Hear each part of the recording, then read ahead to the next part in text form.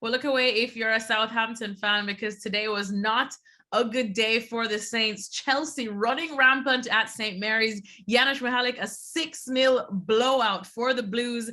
I mean, Chelsea were left licking their wounds after their Champions League loss at Stamford Bridge to Real Madrid. They needed a big performance. They needed some sort of a response before next week. Did they get the perfect day in this match? It really was on so many levels, right? I mean, so many players contributing that have had a hard time. We'll get to them, briefly. I think for Thomas Tuchel, with everything that's going around, around the club, right, off the pitch, and just the fact that they've lost, of course, to Brentford 4-1 at Stamford Bridge, and then losing at home once again to Real Madrid in the fashion which they did, with Benzema being absolutely tremendous in that game.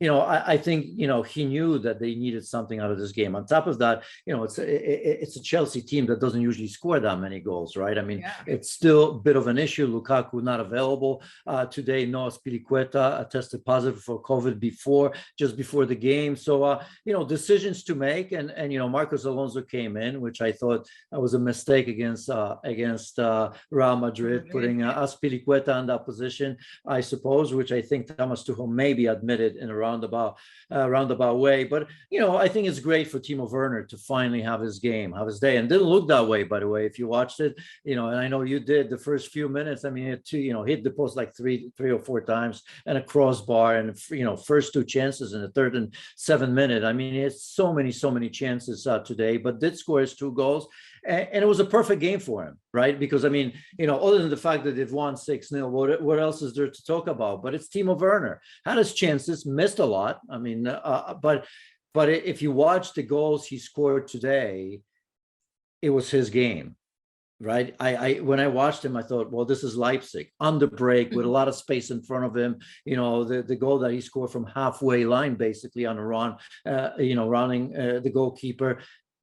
That was his game, unfortunately, in the Premier League. And, the way opponents set up against Chelsea very often, where you kind of play against a low block and you have to solve that, where he's got, little room, it doesn't work for him. It hasn't so far. And today it almost felt like that was the first thing that came to my mind watching him in Bundesliga. It's Leipzig. Well, that's exactly where he's good at. So at least he had his moment, because again, scored a couple goals and he was involved in just about everything and could have scored four or five. I mean, everyone hearing you talk about Werner like this now is probably going to ask the same question. How can we get more of this version of Timo Werner? Well, first and foremost is confidence. I mean, I'm not saying that he can score, when opponents defend low, but I mean, it's not going to be easy. But I think, what I love about him is his mentality, because I'm telling you, I mean, how many times, how often have we talked about Timo Werner, he's not good enough. How much did he go? He's not good enough.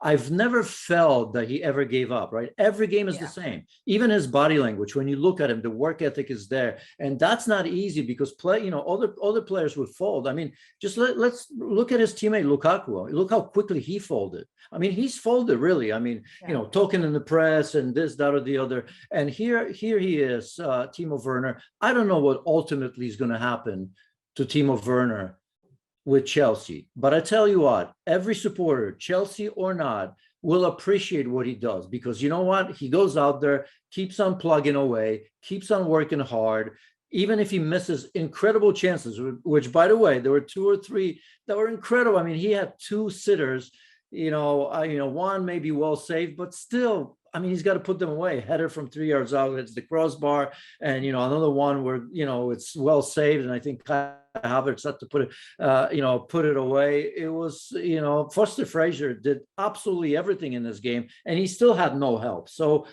I can appreciate Timo Werner because I know how difficult this must be psychologically, going home every day, either not playing, not starting, or everybody in the world having a go at you, saying that you're either finished or you're not good enough. And you know what? Today was his day. And, as a former player, I can appreciate that. And I was genuinely happy for him. Well, that's a massive job done for Chelsea, as we said, after that loss to Real Madrid, that I think left a lot of their fans a bit shell-shocked, because you probably didn't see that much of a difference between the two sides before what we saw this week. They do have to travel to Madrid now to face them behind.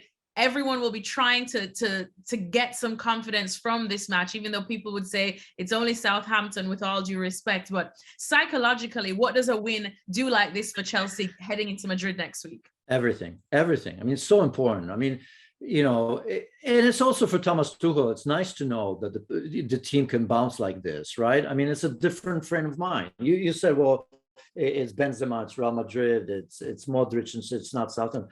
Of course it's not. But I mean, if you have a choice of going to Madrid on the back of getting 3 points, scoring 6 goals, and by the way, they need to go over there and score goals, right? I mean, they're 2 behind. So I mean, why wouldn't you take that, right? The alternative could have been much worse. So it's still going to be a difficult task, but I think now it's something that Thomas Tuchel doesn't even have to talk to the players. They're going to say, yeah, we're capable of doing that. We don't need 3, 4, 5, or 6, we just need to get back in this. And as you said, and you're quite right, I mean, Lukaku had the header and there were other chances. I mean, Chelsea, as bad as Chelsea have played, that could have been much closer and a different story. It's not going to be easy. We know the Bernabeu, right? And we know Benzema in such form. I mean, you have to think that they'll score a goal and make it even more difficult for Chelsea. But it's something that I think will propel Chelsea to at least think, you know what, we're Chelsea Football Club. We're the defending champions, in this competition. And we have nothing to lose. And we have got to kind of let ourselves go just like against Southampton. And who knows?